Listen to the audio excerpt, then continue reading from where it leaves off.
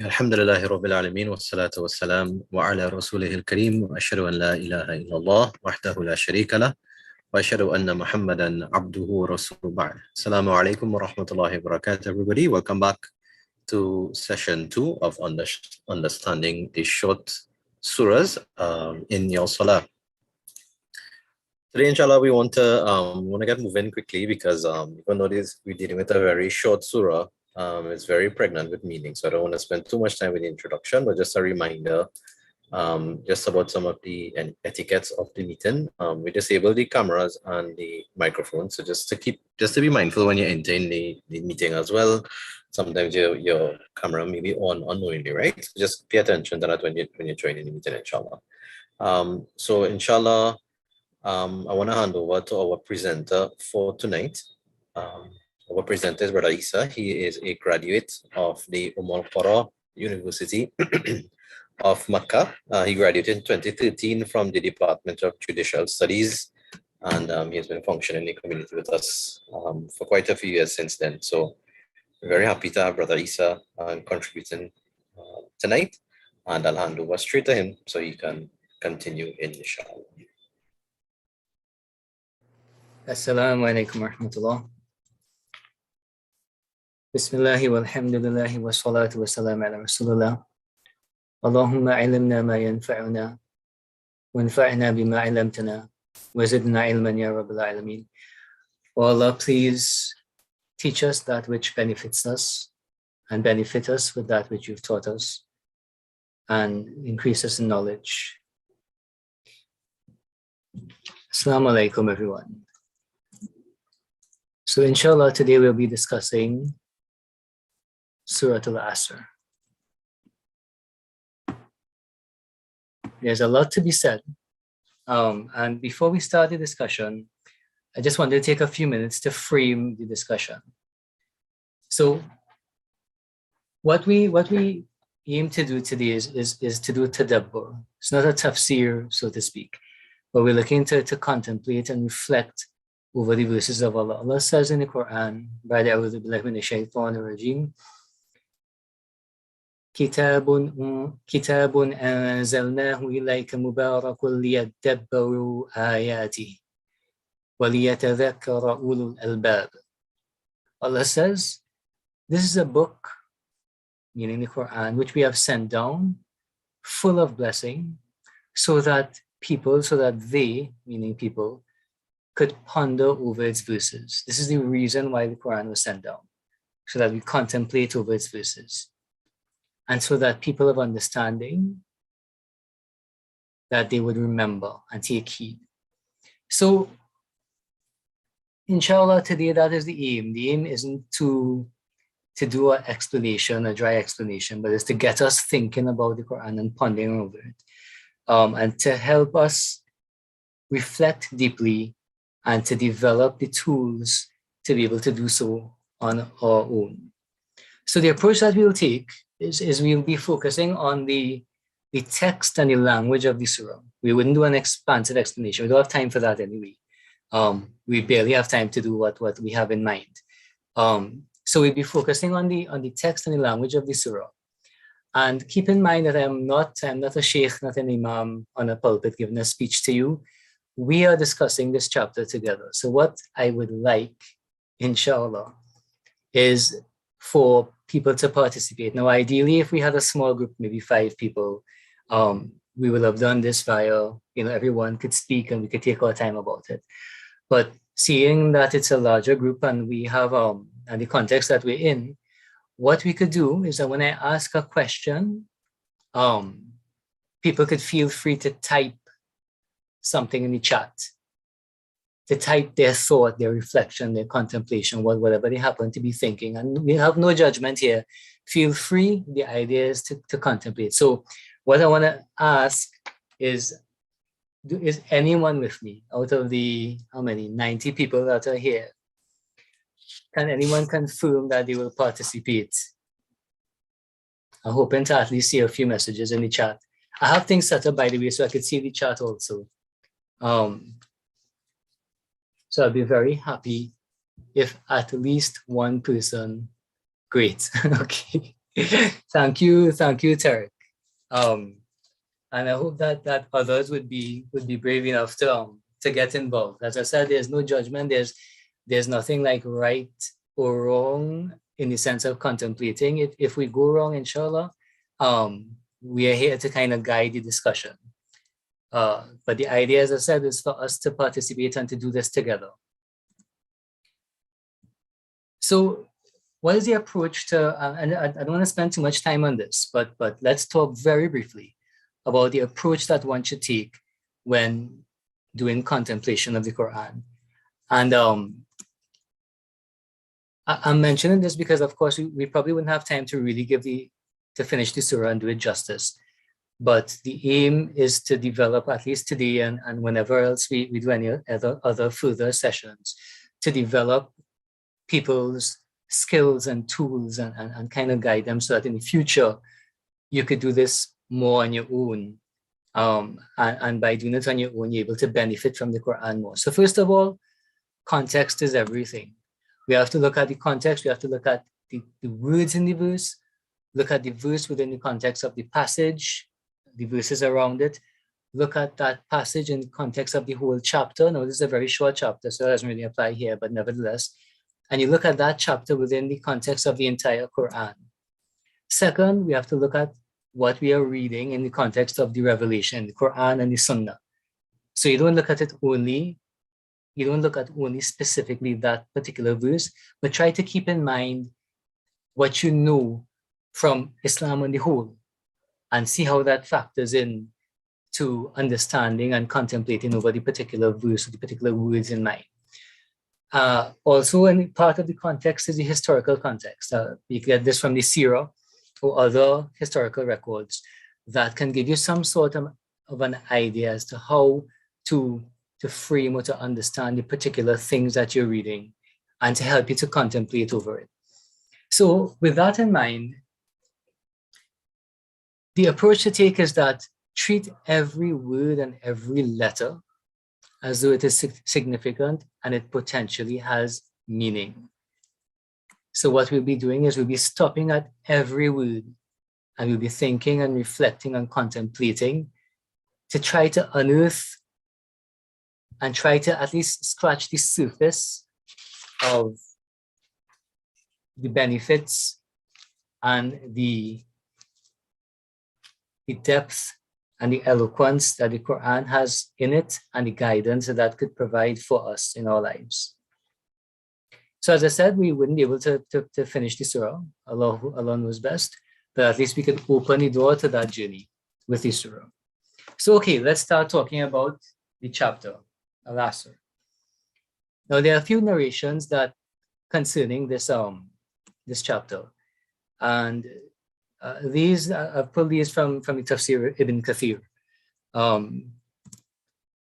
The first of them, and this is actually quite a funny narration, but we don't have time to talk about it in full, maybe another time.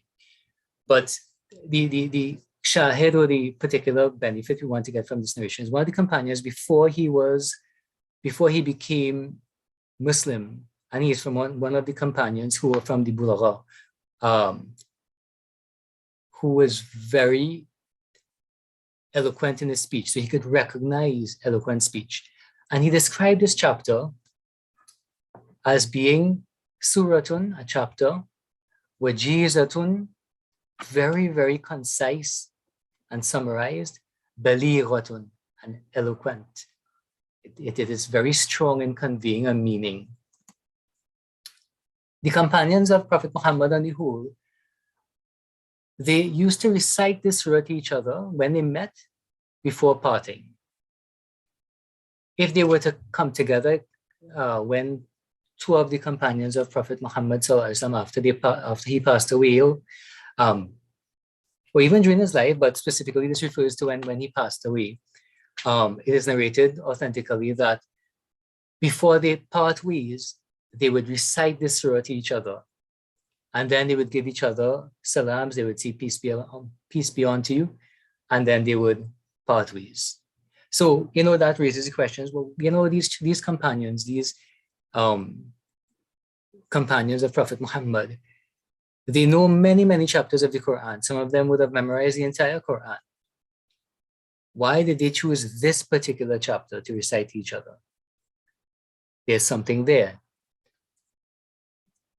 And along those lines, Imam Shafi'i, he was a very, very important scholar from the 2nd century or so, after the death of the Prophet ﷺ. And he mentioned about this chapter. He says, لو تدبر الناس هذه السورة لوسعتهم. If it were that people were to contemplate and reflect and think about this one chapter, that would be sufficient for them. So there is something about this chapter, and we will try to scratch the surface of that in our discussions. So, okay, let's start on the chapter. I don't suppose that we have any volunteers to recite it. I know the mics are locked off, so I might have to do it myself. أعوذ بالله من الشيطان الرجيم بسم الله الرحمن الرحيم والعصر إن الإنسان لفي خسر إلا الذين آمنوا وعملوا الصالحات وتواصوا بالحق وتواصوا بالصبر. By time, by the passage of time, surely humanity is in loss. Now I'm leaving all the parts in the square brackets because that isn't strictly in the text, but is something that the translator would have inserted to help to explain and clarify the translation. So by time, surely humanity is in loss, except those who have faith, do good, and urge each other to the truth, and urge each other to patience or perseverance. So 3 verses, 1 sentence. That's it. That is all that these companions decided was the most important surah to recite each other. And that is all that Imam Shafi'i says, that if people were to just contemplate this, this would be enough for them. So let's start. First, in our contemplation, let's look at this chapter in the context of the surrounding chapters. So, and here's where I'm going to start asking questions. I'm looking at the chapters just before Surah Al-Asr and just after Surah Al-Asr. So let's look, for example, in Surah Al-Adiyah. This is chapter, Surah Al-Asr is 103, and Al-Adiyat a few chapters before, 3 chapters before. In that chapter, God, Allah, says,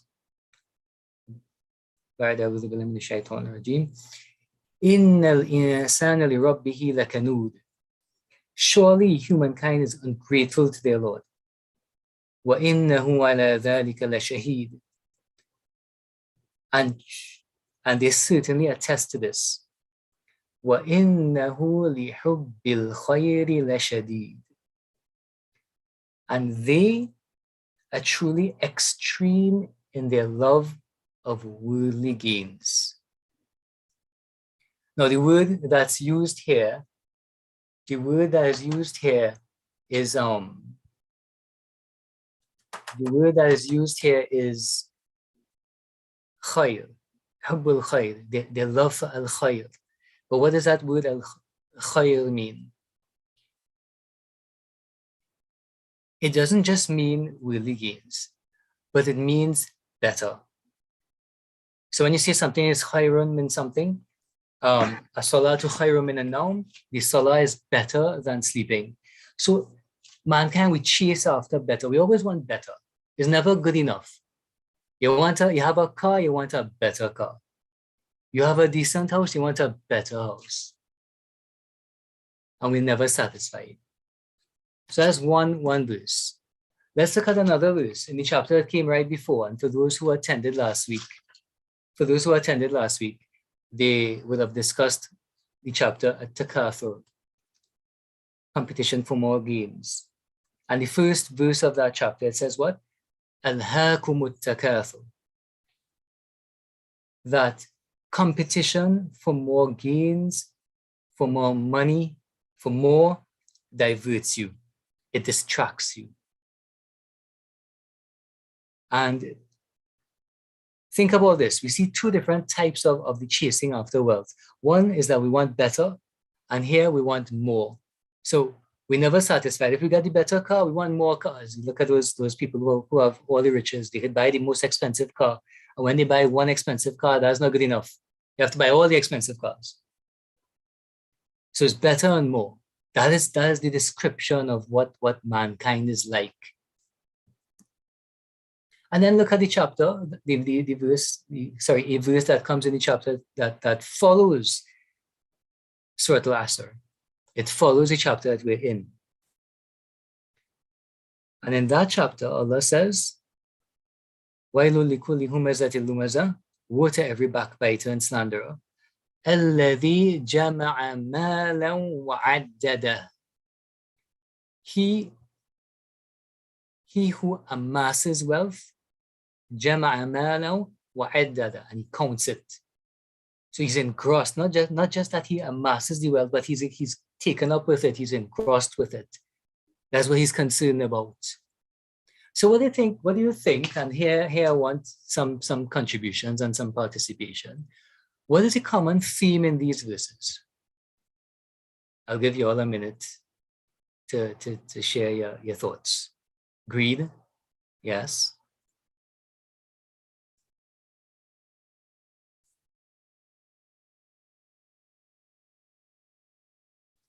The more monster, I like that one.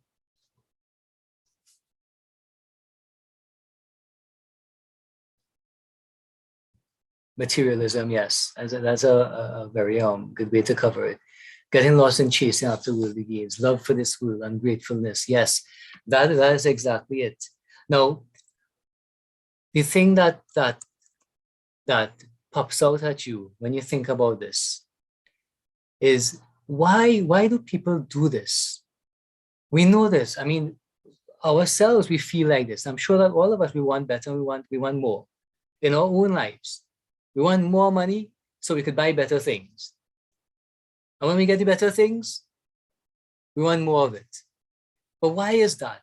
Why is it that this is how it's, and let me suggest here that the underlying thing is that we think that this is success. We think that this is the thing that marks success. And if, people look at people who don't have these material things, and we think that these people are losers, that they're in loss. If you look at somebody, and they're falling back in their career, but they don't have a car as nice as the others. People look at them as though they're losers, that they're not successful, as the word that we use. Successful, the idea that this, what is success? To be successful, you have to be successful in your career, and you have to be successful in getting more money and getting better things. But in the middle of these verses that come before and come after, and in fact, in the middle of the chapter that we're talking about, is the word what? The word loss. Innal insana, surely mankind is in lafi khusr, is in loss. So it's as if Allah, in the middle of all of this, in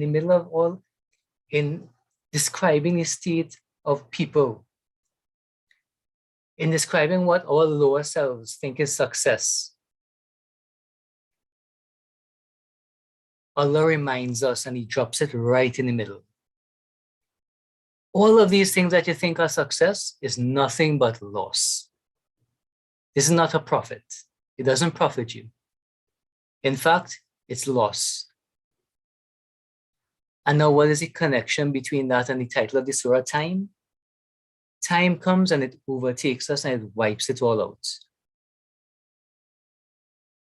We die, and where's all that wealth that we've amassed? We've spent our whole lifetimes amassing this wealth and competing for it. Does it follow us? And some of you will know the hadith that no, it doesn't follow us. It stays. And we go to our graves and we disappear from this earth and the wealth is gone and time keeps moving. So in the middle of all of that, Allah points out, God, our creator, points out to us that, O mankind, these things that you think are success is nothing but loss. And I would like to suggest that there is a theme of this surah. That there is a theme of this chapter. It's what is true success? It is a change in the worldview, a paradigm shift. And lastly, just to look further at the context of this chapter, interestingly, this is the last time in the Quran that God swears by something. God, Allah subhanahu wa ta'ala, in the previous chapters, interestingly enough, leading up to this one, he swears by al-layl, the night, wal-duha, and the morning, wal-fajr, and the dawn, different times of the day. And then Allah subhanahu wa ta'ala comes around, and the last one, he swears by time itself, the passage of time, something that envelops all of it. So look at the precision, look at the eloquence of this chapter and the verses of this chapter within the context of the other chapters of the Quran. And it's something that many times we don't even think about. We read the chapter and we don't think about the fact, we don't think about how this falls within the scheme of the other chapters. Okay, so that is the little introduction, looking at the slightly wider context. Let's look at it now. We're going to dive into the first verse. And inshallah, God willing, we'll be able to finish this verse. At least talking about it. Of course, we can't end extracting all of the benefits that we could, but at least we could talk about it. So Allah starts this chapter by swearing by an oath, wal asr, by time, meaning I swear by time, and we'll get to this, or if the alternative meaning, the eventide, which is an archaic word to mean the evening before the sun has set. So when Allah swears by something in his creation, why does he do that? I'll give you all a few seconds or a minute to answer that question. And we find this in many chapters of the Quran, that it starts off with God swearing on something. La uqsimu biyawmil qiyamah, for example. I swear by the day of judgment. Wal asr, this chapter. Wash-shams, by the sun. Wal layl, by the night. Wal fajr, by dawn. Emphasis, yes. To show seriousness, yes. That's a good contribution. Both of you all are, I think, on target. As a warning, yes. So yes, all of those meanings are accurate. It captures all of that. And when God the Creator, when he swears upon something in his creation, of course, it is for God to swear by his creation. We swear only by God. But God, it's allowed for God, of course. God could do as he wills. Swears by his own creation. And when you swear by something, it's like if you're calling on that thing to bear witness about what you're about to see. When we swear by God, it's like if we're asking God to bear witness about what we're about to see. Also, as someone pointed out, it is something we use to draw attention to what we're about to see. And what the scholars of language have explained is that many times when you use this swearing by something, when the person that you're speaking to almost he isn't going to believe what you're about to tell him. So say, for example, I don't know if I could think of a very trite example, but we might say, if I'm recounting something that I saw yesterday to you, I say, I swear by God, that man was wearing bell-bottom pants. I don't know, is that in style? I'm not sure, right? Or something that, you're not going to believe when I'm telling you. You're not going to believe this, but I swear by God, so and so and so, right? So it is as if the one that is being spoken to is not going to believe what's coming next. So in this chapter, God swears by Al-Asr. He swears by time, or the eventide. And two questions then arise from that. First, what exactly is God swearing by? Is he swearing by, I've translated it there, but we'll get into it a little bit more. What is he swearing by? And the further question is, what is the significance of God swearing by that thing?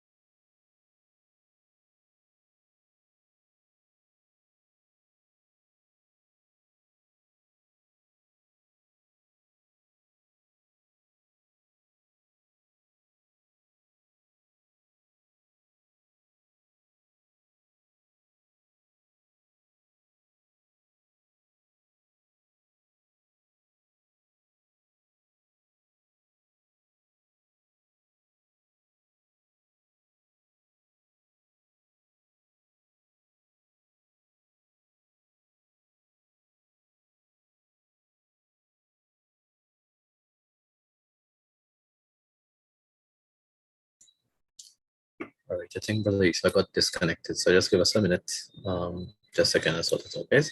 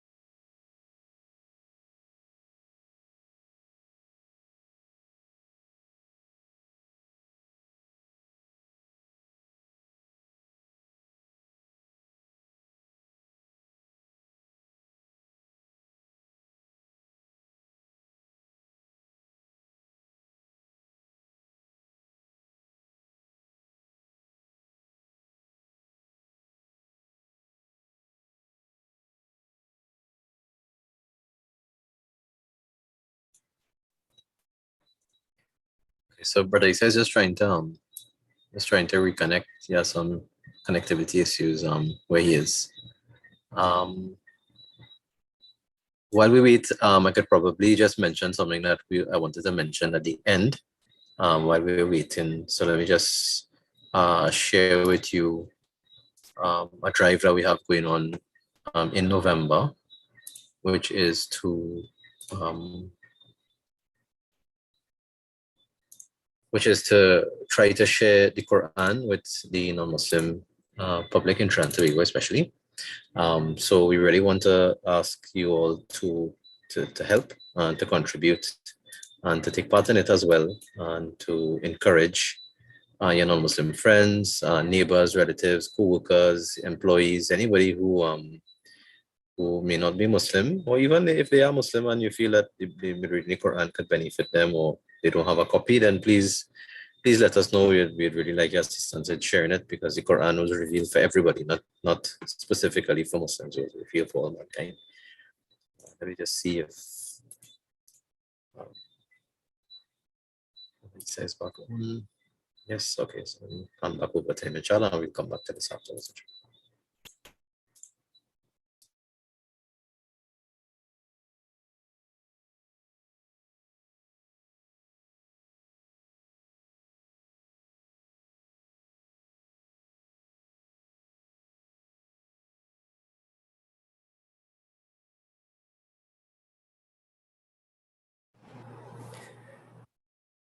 Yes, hello, can you hear me? Yes, no, it's okay. Okay. Perfect time to get. That was brought to you by our friendly internet provider, Flow. So I'm connecting with data right now, so I'm not sure. All right. So Hopefully it'll come back. Able to share, but you still Yeah, have the. I should be able to share. I'm just saying that the connection might be a little bit bad, but Okay, no problem. But yeah. Let me see. Okay. Okay, is it working? Yeah, seeing you okay. All right, nice. Seeing the slides, right? Not me. That's correct. Okay. Right. So where were we?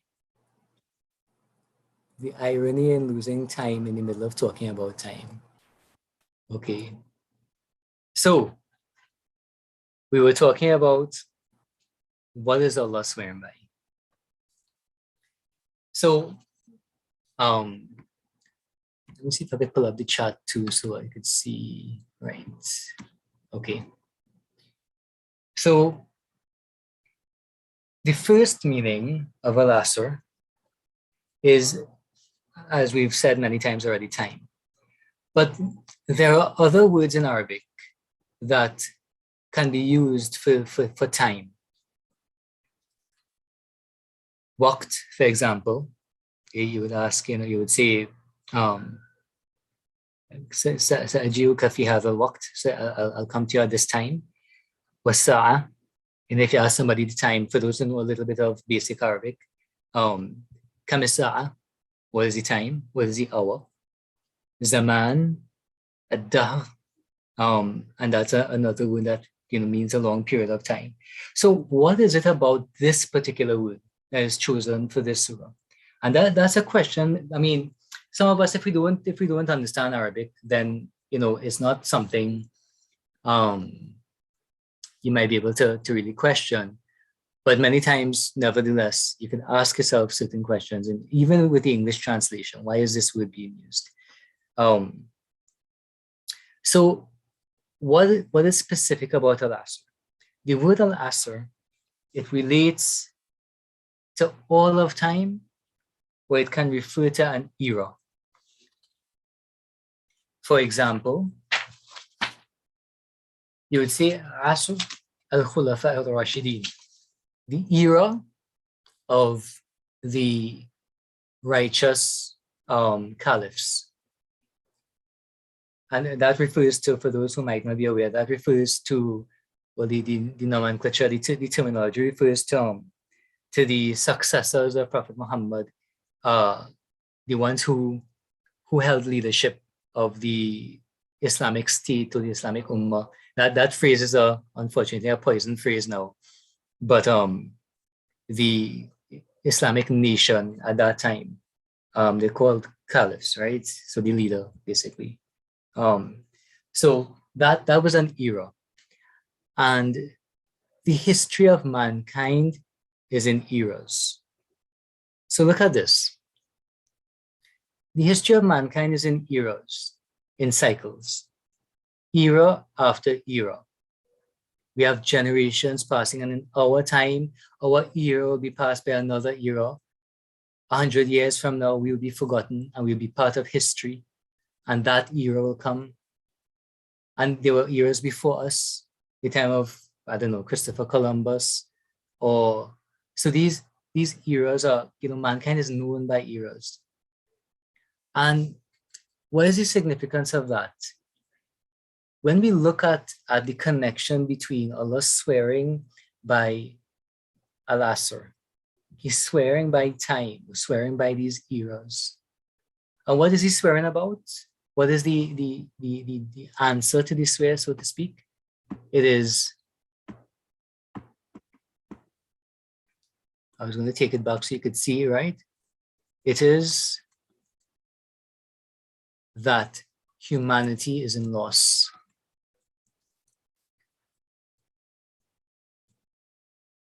And what is the significance of what is the connection? It's as if time is a witness, that these eras are a witness that mankind is in loss. Time reveals and it shows that mankind is in loss. Era after era, it's the same thing. Mankind chases after this world, chasing after better and chasing after more and competing in that and piling up the wealth and counting it and chasing after what they think is success. And God informed us, he says, it's as if the times and each and every era is a witness over mankind, that mankind is in loss. So time is there watching era after era go by, generations of mankind, and all they do is engulf themselves in a state of perpetual loss. And what is another angle on it? It's just a simple reminder that time is passing by. Time is passing by day after day. And how are we spending our time in this world? It's a question we ask ourselves when we read this chapter. And when we think about what Allah is swearing about.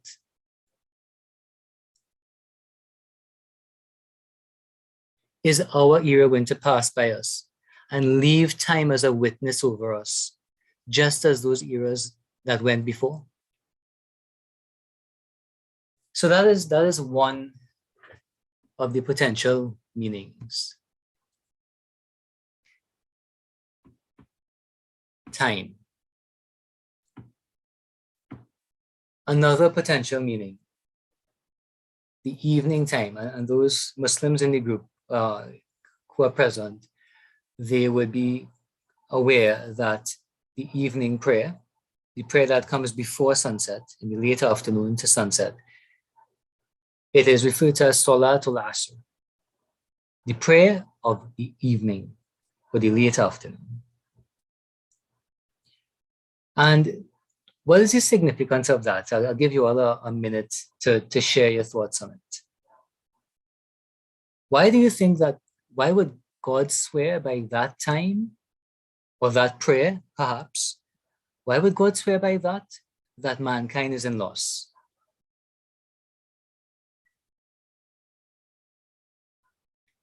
I'm seeing some very nice contributions from Shanika. That I know it was in reference to what came before.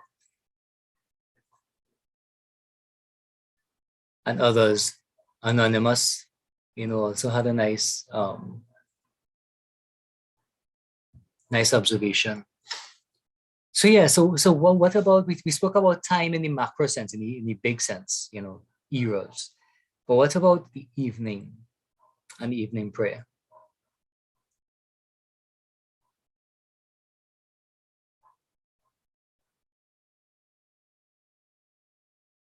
Moving towards the end of the day, good observation. It's not really in the middle of the day, but yes, it's a time when people get busy, they're busy and they forget about God. It's often a missed prayer. True. and we get preoccupied, yes, all of those things. And it's a short time frame, all of that.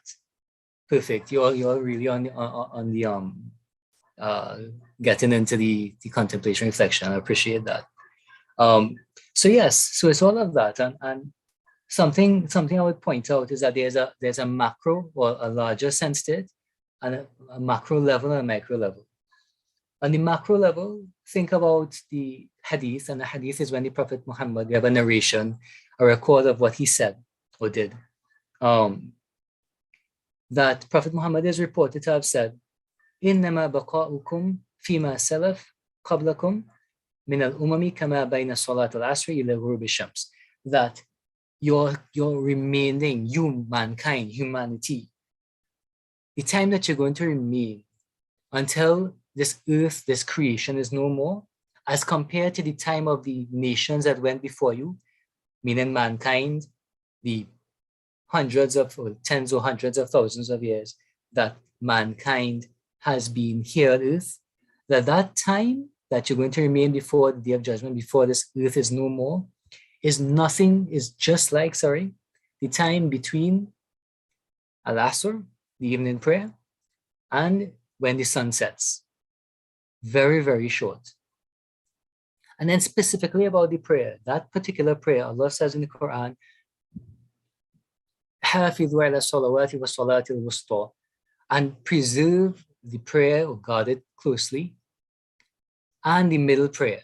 He singles out the middle prayer. And the middle prayer, most of the explainers of the Quran, the Mufassirun, they say that is Salat al-Asr, that particular prayer. There's another narration from Prophet Muhammad where he says that surely you would see, I'm going to just go straight to the translation without reading the Arabic. Surely you would see your Creator, your Lord, just as you see the moon on a clear sky. And then he says, if you can avoid missing the prayer before the rising of the sun, Fajr, and the prayer before its setting, Al-Asr, you must do so, or try your hardest to do so. And there's another narration where Prophet Muhammad is reported to have said that no one will enter hell, will be faced by the punishment of hell, who prays before the rising of the sun and before its setting. So something special about this time. And it is right, the same thing that I'm seeing a lot of people contributing very, very good contributions. Yes. And this is something that the Mufassirun, for example, as the Makhshari mentioned this, that the time towards the end of the day is a time when we're still busy with our worldly affairs. We're still competing with each other in amassing wealth. And it makes the Asr prayer, even though it's in the middle of the day, it's not, you'll have to wake up early or wake up late to be able to catch it. But it makes it a potentially difficult prayer. It's not even at the lunchtime when we naturally take a break to have lunch. But it comes, just at the end of the workday. So one has to stop in collection of wealth and separate themselves from that to move on to something else. And something else about it is that time of the day, and these are my own reflections that I'm sharing with you now, that time of the day, it divides between our work and what we're going to do next. Most of us have halal jobs, permissible jobs. There's nothing wrong with the job that we do. The vast majority of people, Muslim and non-Muslim. But when one leaves their work and they're heading off to something new, where are we heading? Are we heading to the bar? Are we going to chase after something that harms our soul? Or are we heading towards our families and towards truth and towards righteousness? Now that the day is over and we've done what we need to do to earn a living, how do we spend our free time? The time of Al-Asr, that late afternoon, is the thing that divides between those two things. And it's as if, and God knows best. It's as if that time, that specific time, is a witness over us what we're going to do.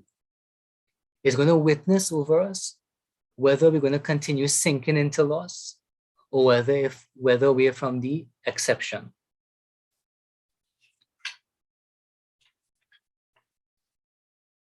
So yeah, well, I see also that Saadia mentions the fact that it's a good time to make dua. Yes, all of that. There's something special about that time. And when we think about it, we think about God swearing and bringing that time to witness over us. What do we do in that time? So we have two meanings here. Which meaning is the correct meaning? Well, all of the meanings. Ibn Abbas, the companion of Prophet Muhammad, who Prophet Muhammad said about him that he's Tarjuman al-Quran, that he's, he recommended him as a companion to explain the Quran. Ibn Abbas, he says, the Quran is Hammalul Awjuh, that the Quran carries many parallel meanings, that they have many, many different angles. And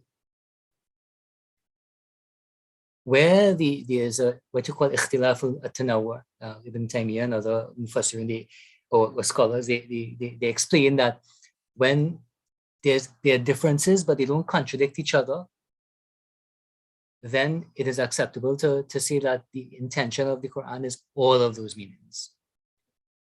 And for that reason, you find that Imam al-Tabari, and I'm mentioning these names for those who might be familiar with these names. Imam al-Tabari says in his tafsir, and he's a very early scholar from maybe, the year 800 or 700 AD CE. He says that all of these meanings are correct. Okay, so let's move on. Let's get a little bit deeper. Yes, there is deeper to go.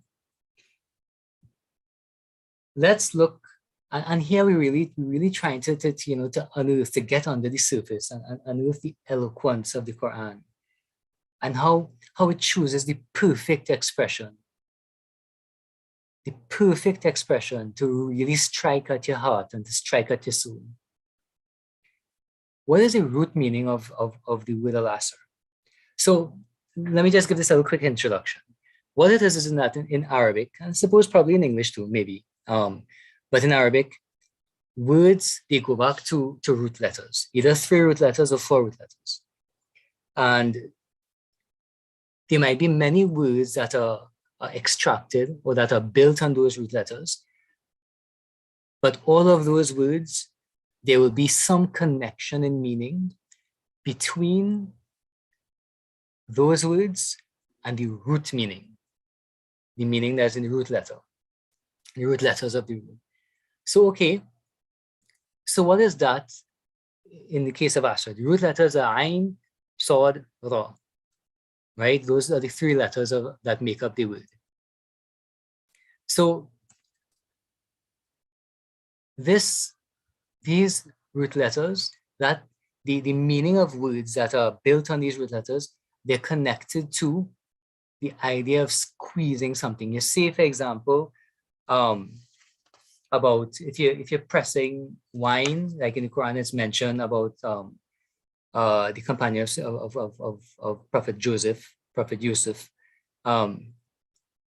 fihi ya'sirun, right? There'll be a year in which they will be ya'sirun.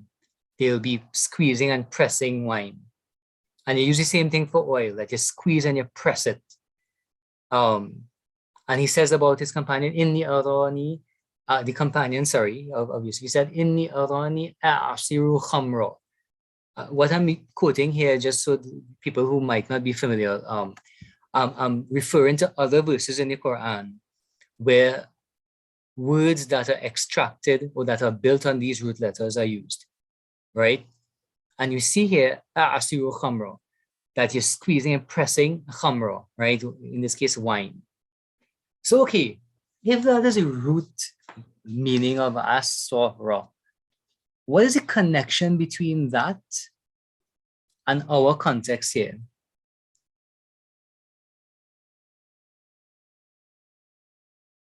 I'll give you a few minutes to make your observations.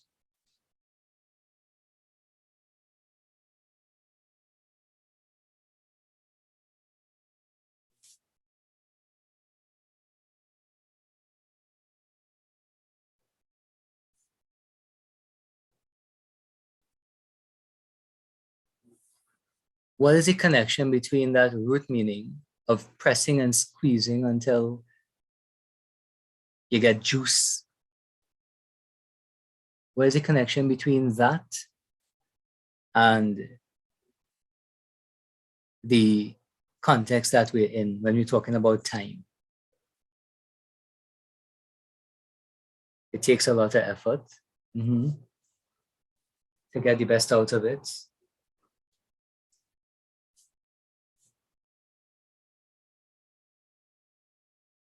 Yes.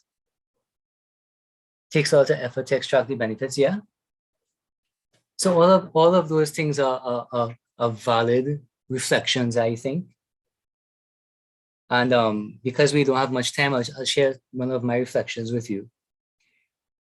What is juicing something? When you squeeze olives to make olive oil,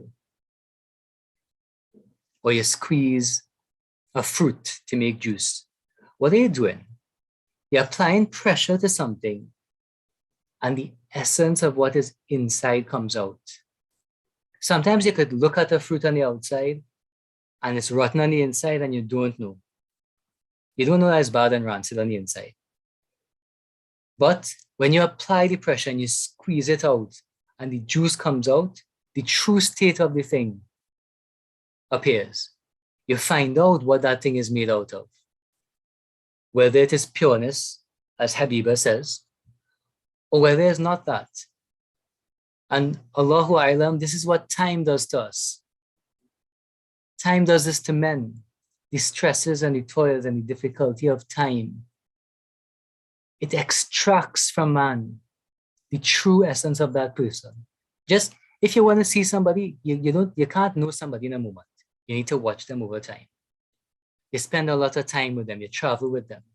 And then the true reality of that person emerges. You find out what that person is really like. But it takes time for that to come out. So, I mean, that is one thought. And I mean, I don't want to go into there. There is something that the scholars of language have spoken about, the connection between this root meaning and time and evening. But we don't have time to talk about it now, maybe some other time, inshallah. But I just want to wrap up our talk about Al-Asr, the first verse of this chapter, by pointing out, isn't it ironic then, after all that we've discussed, that this is the chapter, and I'm speaking for myself here too, that this is a chapter of the Quran that we tend to recite when we're in a rush. When we don't have time, this is the one that we choose to recite because it's short and it's fast. We want to get the prayer done quickly and go back to what we're doing, on that project that we're working on that game that we play in for those young people, or to that line that's going on. You know, we're in a rush and we pressed for time, connecting it back to the root meaning. So we jump into prayer, we rattle off the first chapter, Surah Al-Fatiha. We rattle off the first chapter, Surah Al-Fatiha, and then we say, Wal Asr. We say, by the time. I mean, I'm laughing here because I do this, right? But it's so ironic. It's so ironic. We're in a big rush and rattle off everything. And what do we say? By time. It is, and it's like, it is as if Allah subhanahu wa ta'ala, as if God intended it to be exactly like that. To say, oh, you Russian, or you insan, or you human who is in a rush and who time is testifying over you, stop and think about what you're saying. Pause for a moment and reflect on this thing called time that is passing by so quickly, that you're pressed for.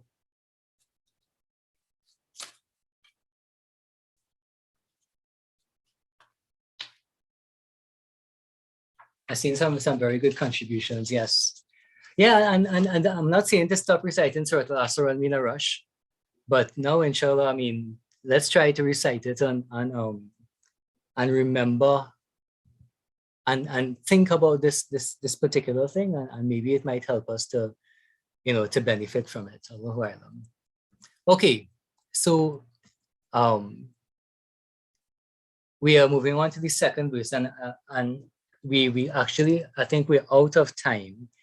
We could talk about it briefly, but I don't know, Amir, how should we approach this? Because I know that the allotted time that we have is from 8 to 9. And I don't want to keep people for too long. Right. Sure, I agree.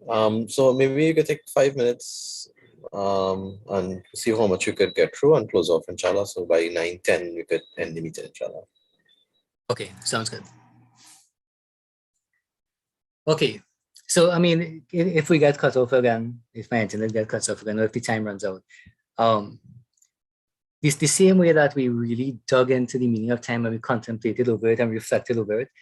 This is something that we can do for the rest of the chapter, and the rest of the verses of the Quran and the rest of the chapters of the Quran. So let's move on. We're looking at the second verse. First, why the use of the emphases in this verse? Inna at the start of it. Right. First of all, it's preceded by an oath. It's preceded by swearing. And we said that was a way of emphasizing. One of you all quite rightly mentioned that. And then inna, that is a particle, I think. I don't know what it's called in English.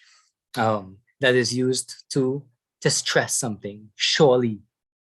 Insan, la, that lafi, that lam there is another thing to emphasize. So 3 things emphasize in here. Why the use of all these emphases? And I think this is connected to something we said before, that it is as if mankind doesn't even believe this. We all think that in this big success, we think that we're so big. We think that we reached the moon, and we build skyscrapers. We think that we are so successful. And if we're told that, no, we're actually in loss, we don't believe it. We don't realize it. Secondly, why the word al-insan? And to be honest, this is one that it took me very long to research this particular issue and listen to. I'll say it here. I listen, apart from reading the old books, ancient, hundreds of years old books, I would have also referred to contemporary explanations in Arabic, as well as there are some great ones in English. And if you were to go on YouTube, for example, and you search, tafsir and chapter from the Quran or something like that, you're likely to find very, very good ones, right? So one of the things, this particular word, getting behind al-insan, why did God choose to use this particular word to describe humanity here? Because there are other words that are used. There are other words that are used in the Quran even to describe mankind. Bashar, right? The thing that has skin. That's one way to explain it. But bashar, a human, right? Like God says about the angel that came to Mary, the mother of Jesus, تَمَثَّلَ لَهَا بَشَرًا, that it took the form of a human, right? So that could be used. Bani Adam, the children of Adam, that could also be used. And that is actually used sometimes. So why of insan in this particular instance? So that would require us to go behind the root meaning of this word. And now there is some difference between the traditional language scholars about the root of the word insan. Where does it come from? So without getting into all of the differences, one thing that we'll see is that it refers to male and female. It refers to the singular, because it's actually a singular word, insan, one, right? The plural is anasi, or nas, for example. But when you have the al on it, it is what you call ism jins, right? It applies, so it encompasses all. So it applies to the single person, to one man, and it applies to all humans, every single one. And that's different from saying nas. If you were to use the word nas, for those who know the other chapters of the Quran, nas doesn't necessarily, it is a plural, yes, but it doesn't necessarily refer to every single one of the individuals. But insan, every single one. Singular word being used that refers to the category of the person, right? Okay, what else? One of the things, one of the meanings that the scholars connect to the meaning of insan is that it is extracted, the root of it is connected to nisyan, right? And nisyan, the meaning of that is forgetting or forgetfulness. So it is as if there's a signal that what is the essence of this person, of this human being, of this entity that we call a human? It is the one who forgets. It's built into us. That this is like something that defines us, that we forget. And reflect on that. If that is the root meaning, reflect on that. What makes us forget? What is the thing that causes us to forget?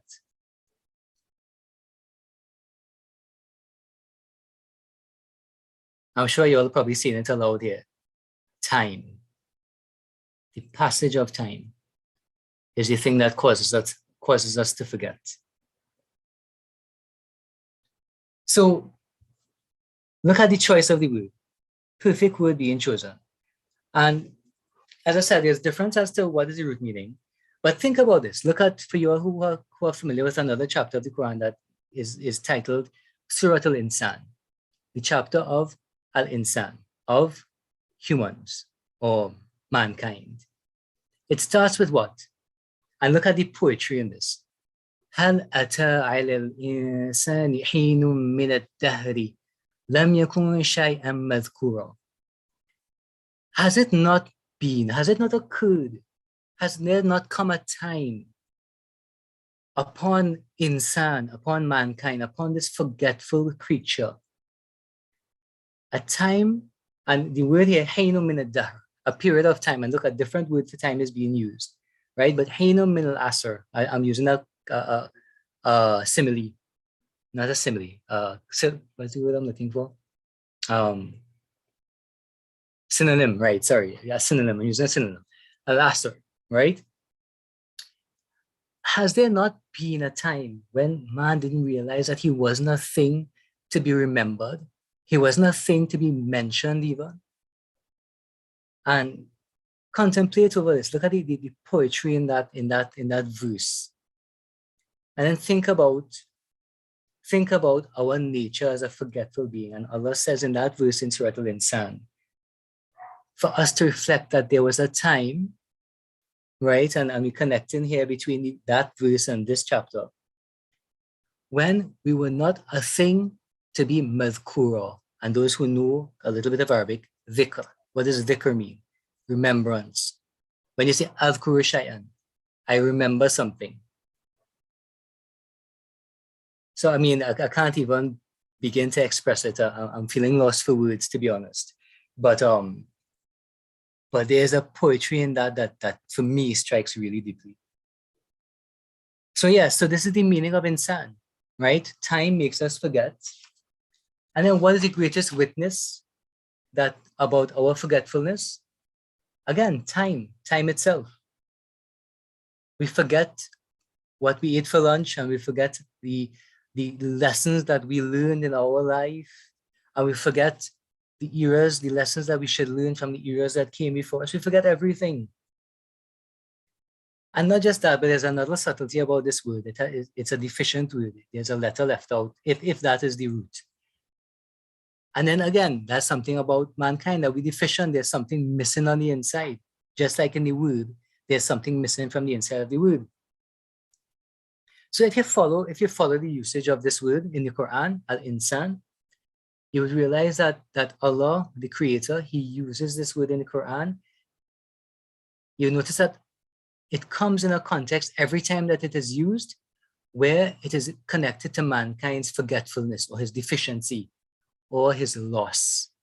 Innal insana lafi khusr is in loss. And you can look at all of the verses of the Quran and you could see that connected meaning from near or from far. So every single person is in a state of loss. So you see that insan, the use of the singular, so that moves on to the second point. The use of the singular rather than using a plural and using it in the collective sense, it kind of captures the macro and micro meanings we spoke about before. Right? So look at how it links to the double meaning in this word links to the double meaning in al-asr.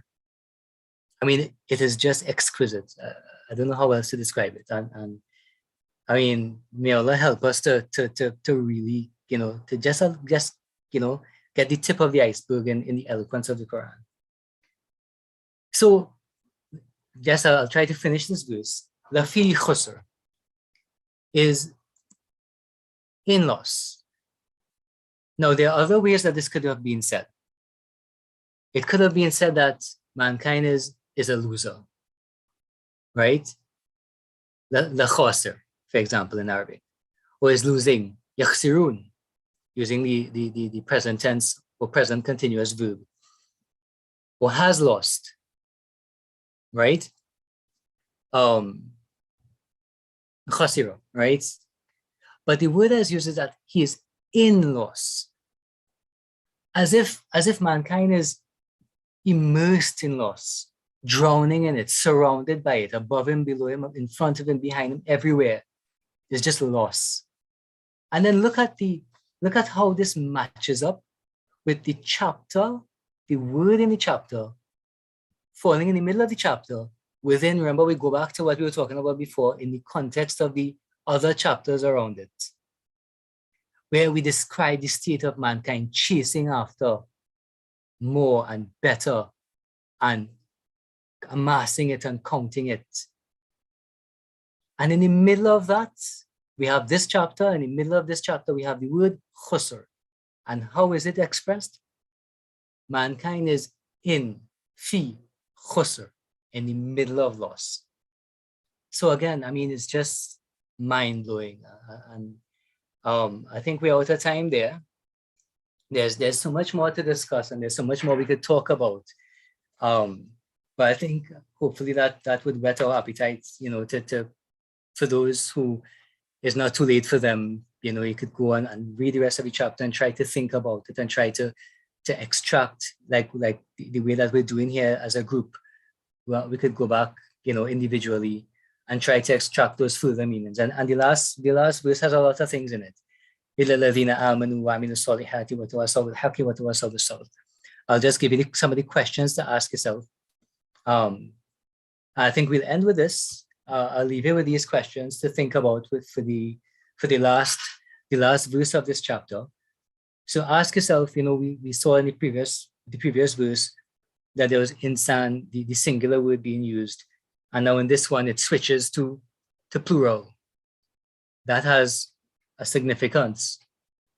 The use of the word those in Arabic, al-ladhina, as opposed to man, for example, whoever, right? Man is an Arabic word that could be used to like as a condition, whoever. You see that the past tense is used here and not the present tense. We would see that the word deeds, Allah says, Aminu Salihat, that He says that they do goods. The word good actions, the word actions is left out. So why is that? Why skip it out?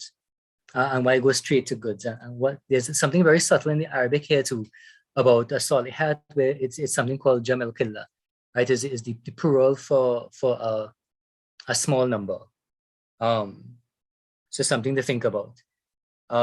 Another thing to think about is why is the phrase and urge each other, watawasaw, why is that repeated? It's quite correct in Arabic to say watawasaw bil haqqi was sabr, or to say watawasaw bil haqqi wa bis sabr, right? But the whole thing is repeated. Something to think about. And lastly, why are these things mentioned in this particular order? What is the significance of mentioning them in this order? And it would seem, the word "and" in Arabic doesn't always denote an order, but it would seem that that order is intended in this case because of the repetition of the verb at the end here. I don't know if y'all can't see my cursor. All right, but it seemed in this particular verse, it seems as though that that order is intended. So why this order? Not this order, this order. Right? And then one of the other question is, why both al-haq, truth, and sabr? What is the connection between these two things? Okay, so we don't have time for questions or for comments.